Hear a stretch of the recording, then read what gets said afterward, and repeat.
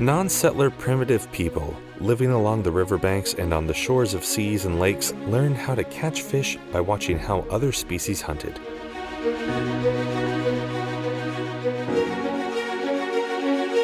Fish was tasty and valuable food caught with bare hands for primitive people. Archaeological evidence showed that during the Neolithic Age, people made harpoons, fishing rod, and fisherman's gaff out of stone, wood, bone, and thorn. Moreover, dating back to 3000 BC, Chinese used to produce gray mullet in basins covered with salted water. The Romans are known to raise carp and freshwater mullets in fish ponds. The first written records on fishery were the ancient Egyptian inscriptions dating back to 2000 BC. These inscriptions reveal that Egyptian fishermen had used some forms of nets.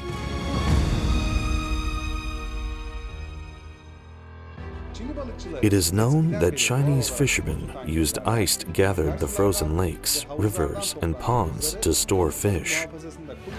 In Europe, cooling freshly caught fish to extend their storage periods was first invented when fish was transported from Scotland to England by sea in the 18th century.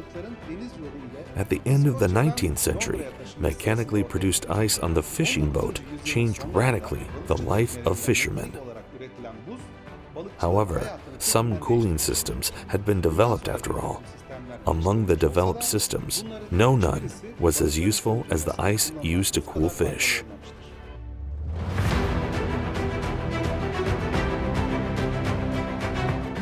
Fish is a nutrient-rich, excellent food source for human diet. With its rich content of protein and polyunsaturated fatty acids, it is a very important food as it meets the body's basic nutrient needs and makes good impact on human physiology and metabolic functions in terms of a healthy lifestyle and preventing from diseases. Fish contains 18 to 20% of protein and a rich source of vitamins A, D, and B. It is packed with phosphor, iron, selenium, calcium, and a very significant source of omega-3.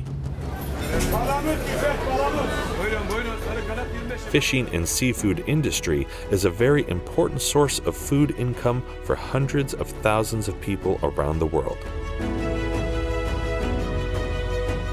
Global fish consumption reached today 170 million of tons, while 95 million of which are through fishing, and 75 million are through breeding, compared to 60 million of tons of global consumption in 1970s, with 57 million tons through fishing and 3 million tons are through breeding.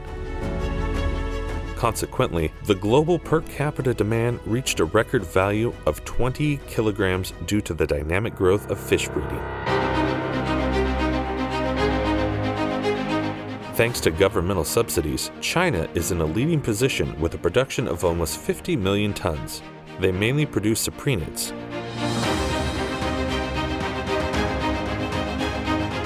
Other main producer countries are India, Vietnam, Bangladesh, and United States.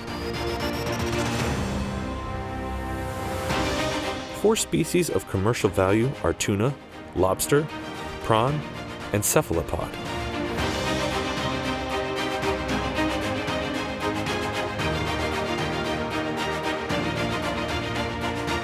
Total global fish production is 170 million tons, which are offered on the basis of 70 million tons fresh, 45 million tons frozen, 20 million tons canned, and 17 million tons dried, salted, and smoked.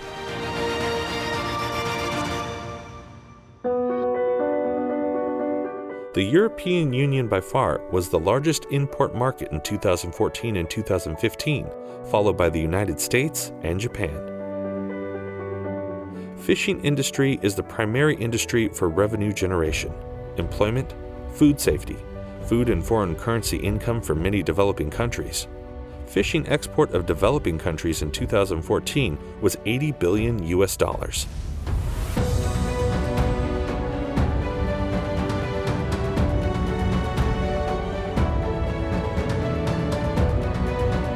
it is projected that the production amount through breeding will be higher fishing, and total global fish production will reach 196 million tons in 2025.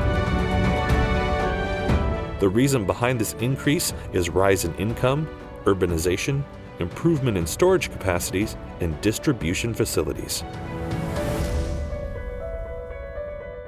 In 2025, Asian countries will represent 90% of the total global production, still maintaining its position among the largest producers.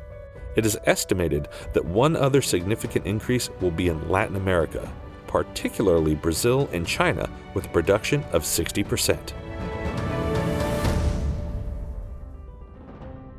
Offering fish from water to the final consumption without deteriorating the quality is only possible through rapid cooling. The most practical and traditional way of doing this is to bring fish together with ice. The fish cannot be separated from the ice, from fishing to treatment, and from transportation to the final market delivery. The thin ice pieces are the industry's mobile coolers by providing the closest to the ideal protection by minimizing the water loss of the fish, which has sensitive skin.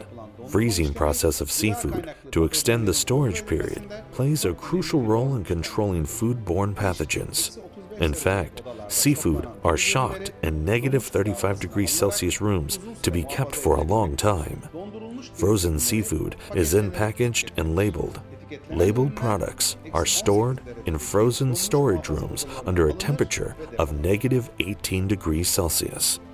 Rapid population growth, extreme and unconscious fishing, environmental adverse factors have led to a rapid decline in the natural fish resources of the world, and even the risk of extinction of some species. At that level, it is clear that the gap in natural fish stocks can be covered nothing but by the increase in breeding. Fish consumption produced from breeding was only 5% in 1970, but this rate reached now 40%, and it will reach 60% by 2050. We hope that our fish production will reduce the pressure on the natural fish populations in the sea. Let's not forget that life started in the sea, and we are all on the same ship.